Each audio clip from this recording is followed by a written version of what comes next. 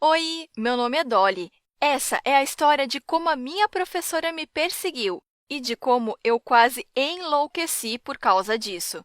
Uma nova professora de física, senhorita Greta, chegou na nossa escola. Ela era jovem e tinha acabado de se formar na faculdade.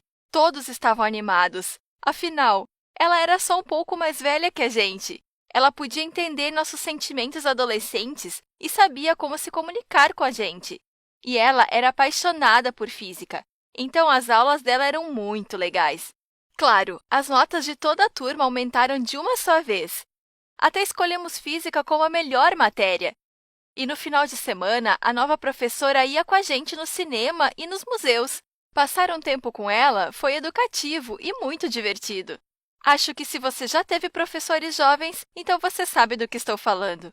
Mas, alguns meses depois do ano letivo começar, o comportamento da professora me pareceu meio estranho e intrusivo, ou algo assim. E isso acontecia apenas comigo.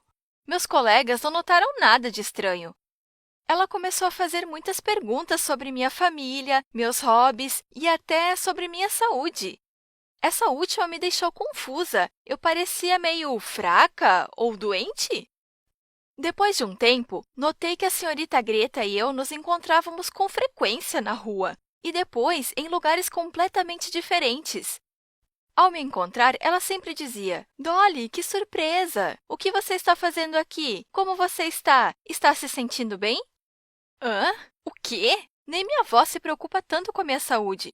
Alguma coisa estava errada. Fiquei com medo da senhorita Greta, então tentei evitá-la de todas as maneiras possíveis. E se na escola eu consegui evitá-la um pouco, fora da escola eu me tornei a sua obsessão. Ela estava em todos os lugares. Fiquei nervosa, desconfiada e preocupada, e eu não tinha ninguém com quem pudesse compartilhar meu problema. A professora tinha uma excelente reputação, e meus pais riram de mim, dizendo que, por exemplo, eles viam nosso vizinho todos os dias, mas isso não significava que ele os estava perseguindo. Com o tempo, tive certeza de que minhas suspeitas estavam certas. O carro da professora estava sempre parado em frente à minha casa, sempre que eu olhava pela janela. E quando eu saía da escola, ela sempre estava a 100 metros de mim. Ou seja, a sua perseguição tornou-se tão óbvia que eu não tinha dúvidas de que tudo o que estava acontecendo comigo não era coincidência. Mas o que ela queria de mim? Eu não fazia ideia. Mas eu estava com medo, por mim, pela minha vida e saúde, que ela estava especialmente interessada. Será que ela estava pirando e planejava fazer algo ruim comigo? Decidi reunir evidências de que minha professora estava me perseguindo. Uma semana depois, eu tinha centenas de fotos e vídeos confirmando meus medos e gravações em que ela perguntava sobre minha saúde. Agora, eu podia provar que ela estava literalmente atrás de mim. Para dizer a verdade, ela parecia obcecada. Talvez eu devesse primeiro dizer a ela que eu tinha evidências comprometedoras e perguntar quais eram as suas intenções. Mas eu estava com medo, achei que ela pudesse me fazer algum mal ali mesmo. E aí, certamente eu teria problemas. Decidi contar aos meus pais e pedir a ajuda deles. Afinal, são meus pais. Quem mais além deles poderia me proteger? Eu tinha medo de assustar minha mãe. Então, primeiro, mostrei tudo ao meu pai. Ele disse que a situação era séria e que teríamos que contar para minha mãe e irmos juntos à delegacia. Quando vi a reação da minha mãe, fiquei mal. Ela chorou e disse ao meu pai que ele tinha que me proteger e fazer alguma coisa. Eu entendo ela. Deve ser muito assustador ver o seu filho em perigo. Todos nós fomos imediatamente à delegacia. Estávamos muito preocupados e não era em vão. A caminho da delegacia, vimos que a professora estava nos seguindo. Minha mãe ficou histérica. Meu pai disse para ela se acalmar, senão poderíamos sofrer um acidente. E eu comecei a coletar mais evidências com meu celular. Para despistá-la, decidimos andar pela cidade e não ir direto para a delegacia. E tivemos sorte. Depois de um tempo, ela ficou para trás. Mas aí ela me ligou e perguntou sobre minha saúde e sobre meus planos para a noite. Tentei ficar calma, dizendo que estava tudo bem e que eu estaria livre à noite. Então, ela disse que queria me ver. Senti minha voz ficar trêmula e só disse que ia ligar mais tarde e desliguei. Bem naquela hora, chegamos na delegacia e corremos para dentro dela. Depois de um tempo, o investigador nos interrogou. Mostrei todas as fotos e vídeos coletados e também a gravação da última conversa com a minha professora. Quando a polícia a identificou, eles nos deram uma notícia assustadora. Até meu destemido pai começou a tremer um pouco.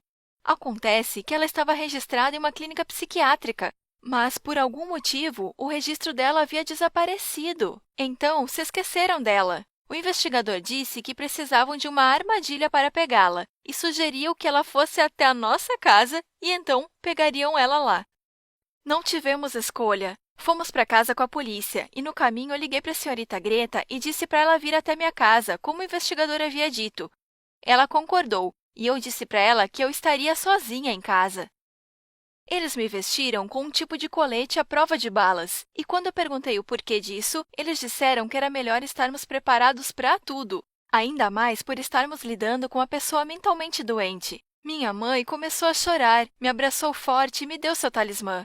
Os médicos deram alguns remédios para ela e ela se acalmou. Foi preciso, porque ela poderia arruinar a operação. Na hora marcada, o carro da minha professora estava em frente à minha casa.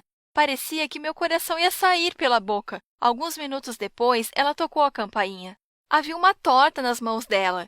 E em um segundo, um policial me derrubou, cobriu-me com seu corpo, enquanto os outros jogaram a professora no chão e algemaram ela. A torta de maçã acabou caindo e foi parar direto no meu rosto. Acho que nesse momento todos ficaram aliviados. E então os interrogatórios começaram. A senhorita Greta disse que eu era filha dela e que ninguém tinha o direito de nos separar. Eu até pensei que poderia ter sido trocada ou adotada, mas então lembrei que era uma pessoa com doenças mentais que estava falando isso. Nossa diferença de idade é de apenas 8 anos. Isso não fazia nenhum sentido. Greta foi enviada para um tratamento obrigatório. Alguns dos meus colegas ficaram bravos por eu ter tirado a professora legal deles. E a mãe dela veio nos ver. Ela se desculpou pela filha e disse que antes a senhorita Greta era uma garota normal e saudável, uma ótima aluna. Mas depois de entrar na faculdade, ela descobriu que era estéril e ficou muito mal. Ela não podia suportar isso e começou a delirar sobre uma criança. Mas ela estabeleceu a meta de se tornar professora a todo custo. Ela se formou, conseguiu um emprego na escola e, bem, o resto você já sabe. Depois de saber disso tudo, eu fiquei com pena dela. E a propósito, desde então eu odeio tortas de maçã. Você já teve alguma briga com o professor? Como os professores tratam você? Escreva suas respostas nos comentários abaixo.